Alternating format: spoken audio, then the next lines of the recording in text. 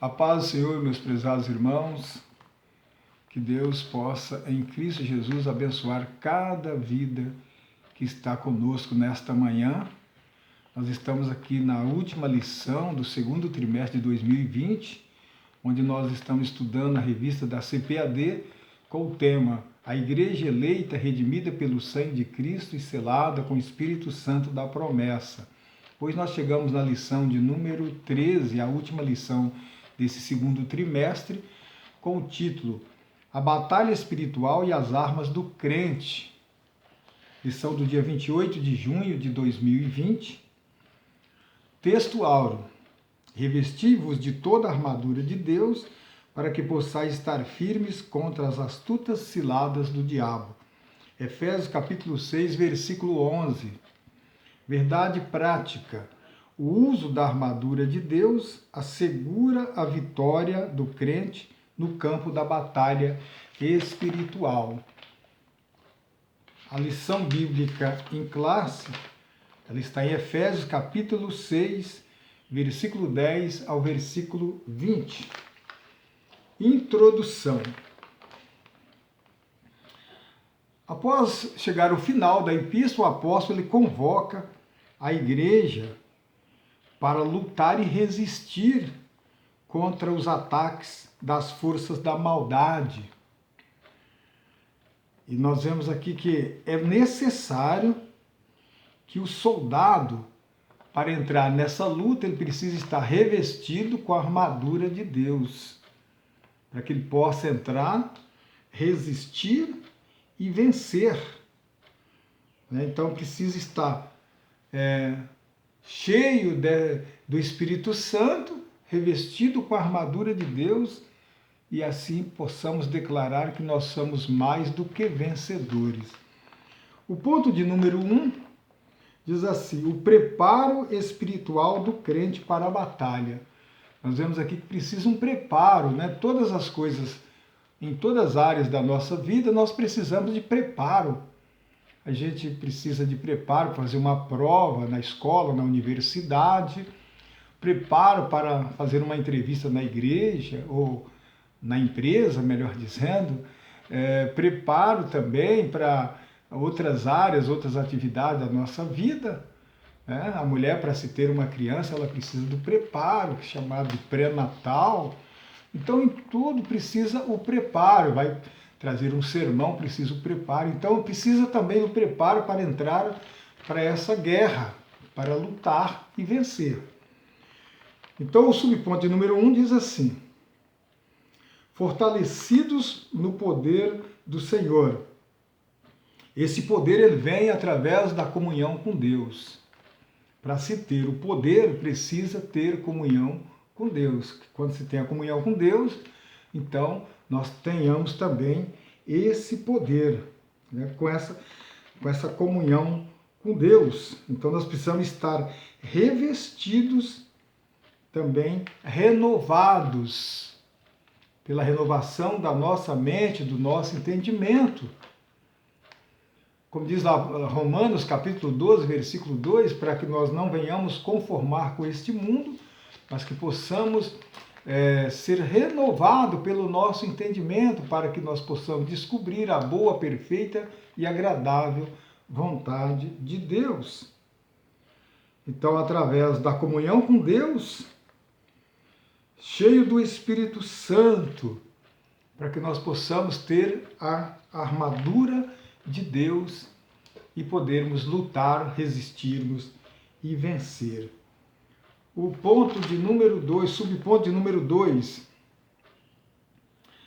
vigilantes em toda oração e súplica. Então aqui Paulo ele enfatiza a necessidade da prática da oração com Deus, né? Em Cristo Jesus, por meio do Espírito Santo. Então nós vemos aqui que orar em todo o tempo significa clamar a Deus em qualquer circunstância. Como diz o Salmo 46, o Senhor Deus é a nossa fortaleza, socorro bem presente na hora da angústia. Então, quando se está numa circunstância difícil, então isso significa clamar a Deus e Ele está pronto para nos responder a nossa oração, porque Ele é o socorro bem presente na hora da angústia. Nós vemos então aqui o ponto, esse subponto de número 1, passamos então para o subponto de número 2, que diz assim: o conflito contra o reino das trevas. Então nós vemos que precisamos então que estar preparado, né? O preparo, e depois vamos falar agora sobre o conflito contra o reino das trevas. Então esse conflito ele não é contra carne e sangue, mas ele é contra o quê? As potestades do ar, contra a potestade da maldade, né? Então não é contra o ser humano. Muitas vezes a gente vê questões, né, de irmão contra irmão, e fica aquela coisa que não se resolve, então se torna-se impossível de ter a operação de Deus num conflito do irmão contra o irmão. Então o apóstolo ele nos convoca aqui para nós lutarmos, mas não contra a carne e o sangue. Os nossos irmãos é para que nós possamos estar unidos, porque através da união o Senhor ordena a bênção, como diz o Salmo 133.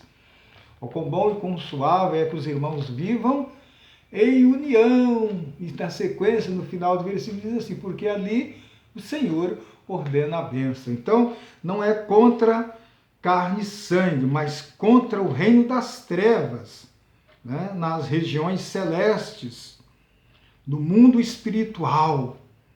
E esta guerra ela é tanto individual como coletiva, né? Essa luta ela é tanto individual como coletiva. Então, nós, irmãos, temos que estar unidos uns com os outros, porque a nossa luta ela não é contra a carne e sangue, mas é contra as potestades do ar, contra a maldade do reino das trevas no mundo espiritual. O subponto de número 3 diz assim: as agências, né, das potências do ar. As agências das potências do ar. Então nós vemos aqui que Paulo, então, ele identifica as forças do mal com principados, potestades, príncipes das trevas deste século e hostes espirituais da maldade. Então, há uma hierarquia aqui sobre esses agentes, que são os principados, potestades, príncipes das trevas deste século e as hostes espirituais da maldade. Príncipes e potestades indica o quê? Primazia, autoridade. Então eles são o quê?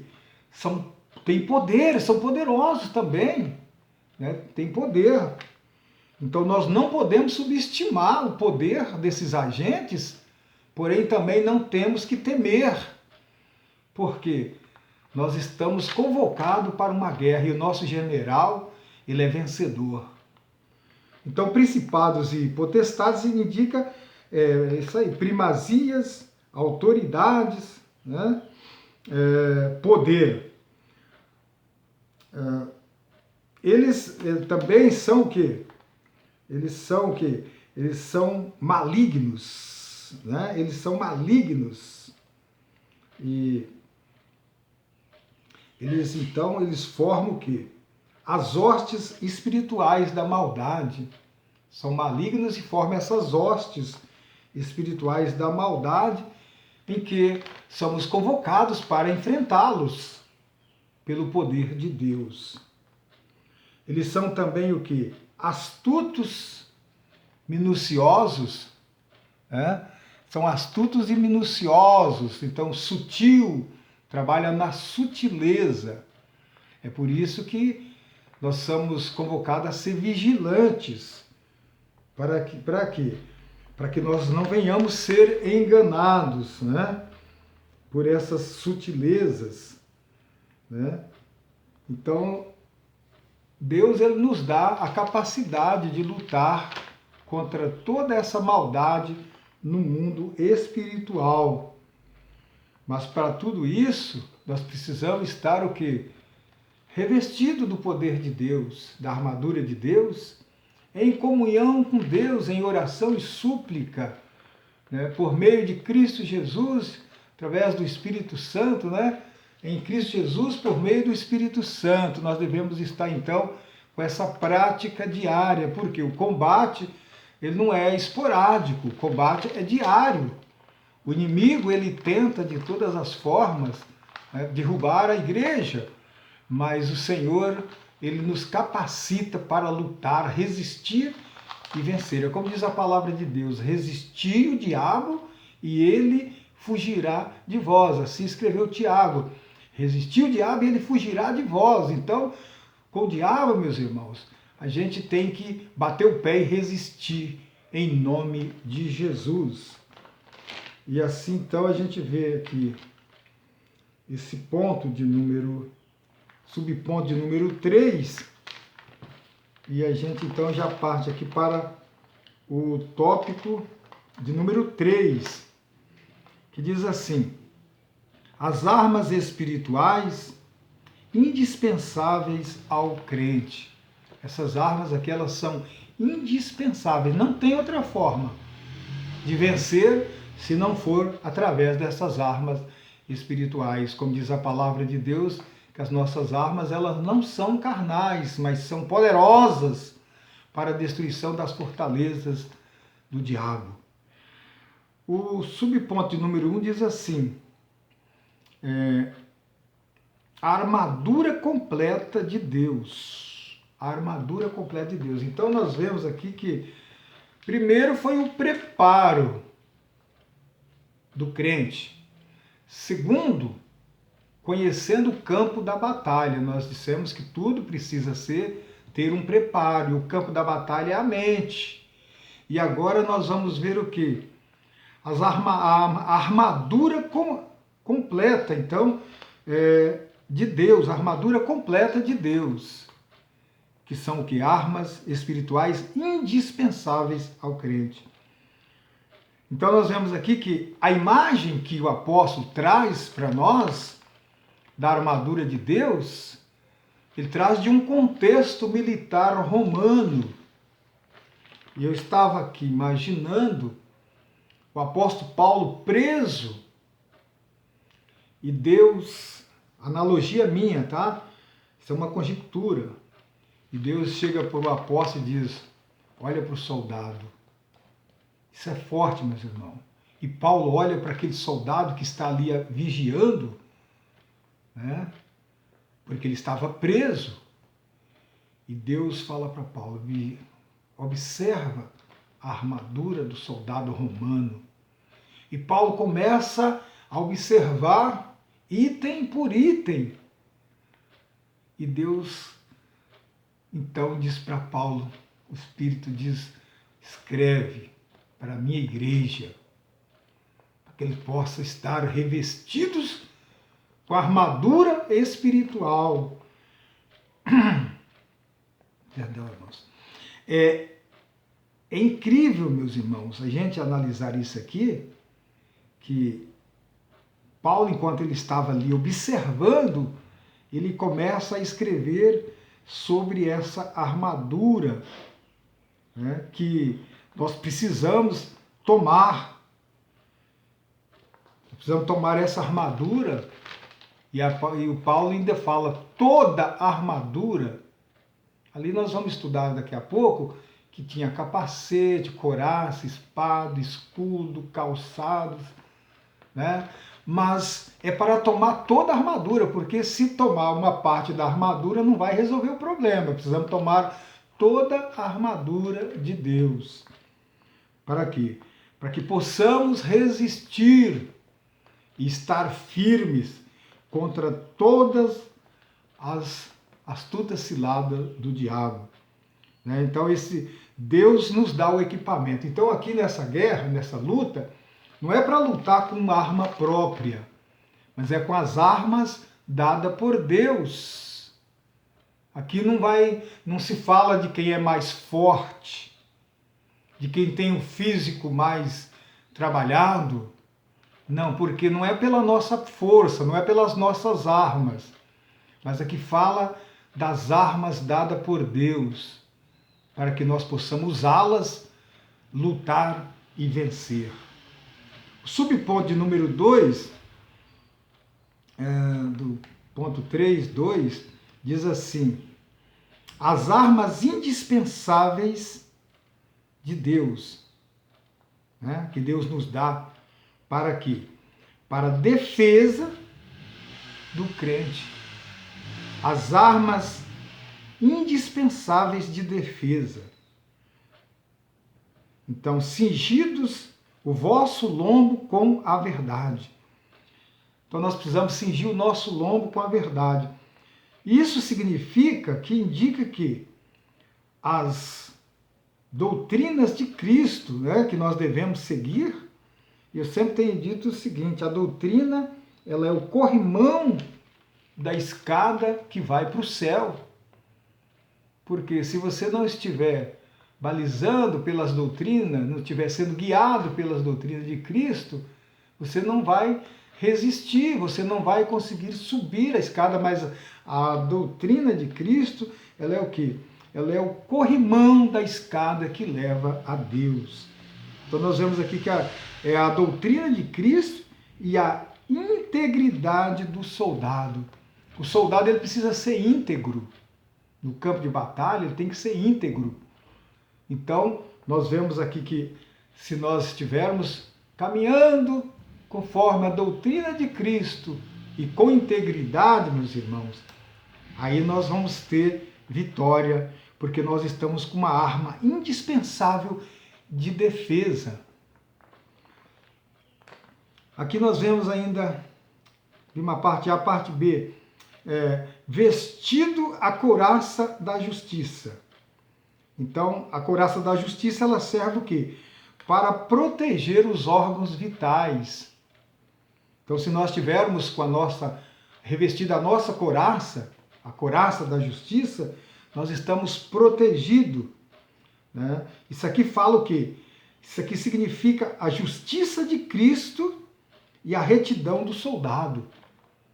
Então está falando, a couraça da justiça fala da justiça de Cristo e a nossa retidão nessa luta. Precisamos ser retos, né?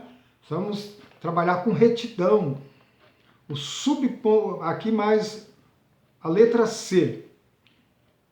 Calçados os pés na preparação do Evangelho da paz. Né? Calçados os pés na preparação do Evangelho. O que quer dizer isso? Eles usavam uma meia bota de couro para proteger o pé, cravadas com alguma coisa na sola para que pudesse dar firmeza ao soldado, né? E então nós vemos aqui que isso aqui significa o quê? A firmeza que o Evangelho nos proporciona. Calçar os pés quer dizer a firmeza que o Evangelho nos proporciona, né? E também a prontidão do soldado em testemunhar de Cristo. A prontidão do soldado dele dar o testemunho de Cristo. A firmeza do Evangelho, que o Evangelho nos proporciona, e também a prontidão de cada um de nós em testemunhar de Cristo. A letra D diz assim: tomando, sobretudo, o escudo da fé. Né? Tomando, sobretudo, o escudo da fé. O escudo era feito de madeira, na época, madeira e couro. Hoje já tem os escudos de bronze, né? Tanto mais reforçados. Então aqui fala da fé inabalável. Uma fé inabalável, nada pode abalar. Essa fé inabalável. do crente em Deus. Conta-se uma história de um moço que caiu, isso foi fato verídico, caiu num poço, e ele ficou lá 72 horas para se alimentar. Diz a história que ele se alimentava, bebia do próprio xixi para não morrer.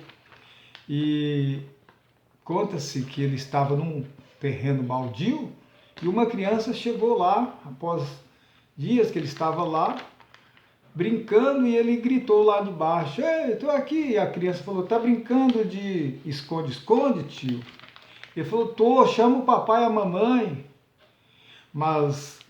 E aí a criança então vai, chama o pai e a mãe, e eles se providenciam lá para tirar o moço, chama o bombeiro, tira ele fora, e ele um tanto já fraco, eles perguntam para ele assim: "Mas você passou por algum momento que você ia morrer, não ia ter socorro?" Porque num poço, num terreno baldio, cheio de mato, uma pessoa cai lá dentro, é difícil para alguém encontrar. Mas Deus levou uma criança ali para que pudesse encontrá-lo. E pergunta para ele então: "Você teve algum momento que perdeu a esperança?" E ele diz: "Jamais. Sempre eu estava com a minha fé em Cristo, que Ele ia mandar alguém para me tirar. A minha fé estava firme com Jesus e eu sabia que Ele ia me socorrer." Então, meus prezados, isso aqui é um exemplo de uma fé inabalável, né? É fé inabalável em Cristo Jesus. Veja os 3 hebreus que foram lançados na fornalha, perguntando para ele, né, se eles iam adorar. Ele disse não. E ele disse ainda para aquele rei: "Olha, Deus é poderoso para nos livrar, mas se Ele não livrar, nós vamos continuar obediente a Ele." E lá na fornalha, o rei pôde ver o 4º homem, né, que estava com eles na fornalha. Então eles não foram libertos da fornalha, mas foram libertos na fornalha. Então, às vezes a circunstância é difícil, mas para quem teme a Deus, o socorro virá. Porque a Bíblia diz lá no Salmo 35 que ao seu favor está a vida. A ira dura só um momento, no seu socorro está a vida. E o choro pode durar uma noite, mas a alegria ela vem pelo amanhecer. Então nós vemos aqui mais esse ponto. Agora nós vemos então aqui mais um ponto aqui. Então nós vemos aqui que o capacete da salvação, olha só, capacete da salvação. Isso aqui é feito de bronze, o ferro, né, era uma peça um tanto pesada, protegia a cabeça. Então nós vemos aqui que esse capacete aqui, ele é um dos equipamentos da armadura de Deus. Ele quer dizer o quê? Significa o quê? A certeza da salvação, né, e a convicção da salvação, da plena salvação no último dia do cristão. Então ele é a certeza da salvação e a plena convicção do cristão no dia da salvação. Então, a proteção da cabeça. Então veja que a armadura de Deus nos dá proteção em todo o nosso corpo. Nós vemos aqui o subponto de número 3 que diz assim: a imprescindível arma ofensiva. Bom, nós estávamos falando de armas de defesa, agora o apóstolo fala de uma arma ofensiva, a espada do Espírito, né? A única arma que pode ser tanto de defesa como de ataque, né? Disponível, a única arma disponível de defesa e de ataque. Então nós vemos aqui que a espada do Espírito, né? Na época era uma espada curta, isso indica, eles lutavam com uma espada, não era tão longa, era uma espada curta. Isso indica que a luta ela é pessoal, corpo a corpo, tá certo? Ela é uma luta que é pessoal e diária. Né? Isso aí significa o quê? A palavra de Deus. Então nós vemos que a palavra de Deus, ela tanto defende como ataca. E nós vemos que Jesus, na tentação no deserto, ele venceu com a palavra. Quando o diabo tentava enganá-lo, ele dizia, está escrito, Satanás.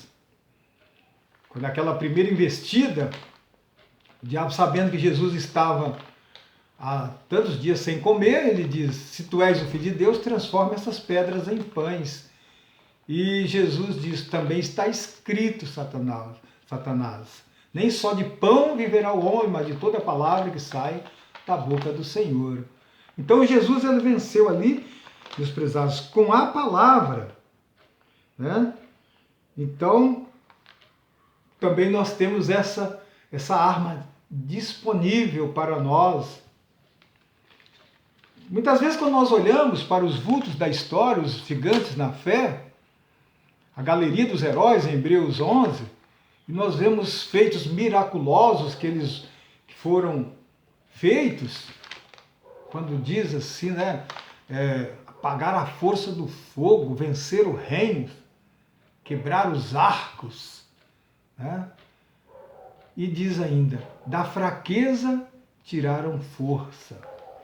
Nós vemos esses vultos da história, esses gigantes na fé, a ousadia deles, quando Elias chega para o rei e diz assim, olha, não vai haver nem orvalho nem chuva, a não ser conforme a minha palavra. E assim sucedeu, 3 anos, 6 meses sem chover. Depois Elias ora e Deus abre o céu e a chuva desce. Né? Então nós vemos tudo isso, que está tudo disponível para nós. O Deus é o mesmo. A armadura é a mesma. Tudo isso está disponível para nós. O que precisamos é o quê? Obedecer, ter uma fé inabalável. Nossa conclusão. Bom, nós vemos aqui então que a vitória da igreja de Cristo, então ela é garantida o quê? Pela sobreexcelente grandeza do poder de Deus. A vitória ela está garantida. Como diz a palavra de Deus, as portas do inferno não podem prevalecer contra a igreja de Jesus Cristo. Por mais imperioso que seja o poder das trevas, que é um império, né? Nós vemos ali que de principado, potestades, príncipe da maldade nos lugares celestiais, as hostes da maldade nos lugares celestiais, os príncipes deste século, todo esse império satânico, engenhoso para a maldade, cheio de sutilezas, cheio de ciladas, cheio de armadilhas, a palavra de Deus ela nos alerta para não temer, mas sim resistir o diabo e ele fugirá de vós. Então, a palavra de Deus diz que nós temos o poder de Jesus para vencer todo esse império satânico, todas essas forças do mal. Então é garantida a nossa vitória pela excelente, a sobreexcelente grandeza do poder de Deus. Então nós vemos, meus irmãos, aqui que a igreja de Jesus Cristo, ela é mais do que vencedora, porque o general desta igreja, Jesus Cristo, esse príncipe da paz, ele está sobre todo o poder, ele está sobre todas as forças do mal, ele está no nível mais alto e ele é general que nunca perdeu uma batalha. E se nós confiarmos nele, nós podemos dizer, como o apóstolo Paulo diz, em Cristo Jesus somos mais do que vencedores. Que Deus abençoe a todos, em nome de Jesus. Vamos orar. Nosso Deus e nosso Pai, te louvamos e te agradecemos por tudo, no nome de Jesus. Nos fortaleça, Senhor, que possamos estar com essa armadura em nossas vidas para lutarmos e vencer em nome de Jesus. Amém.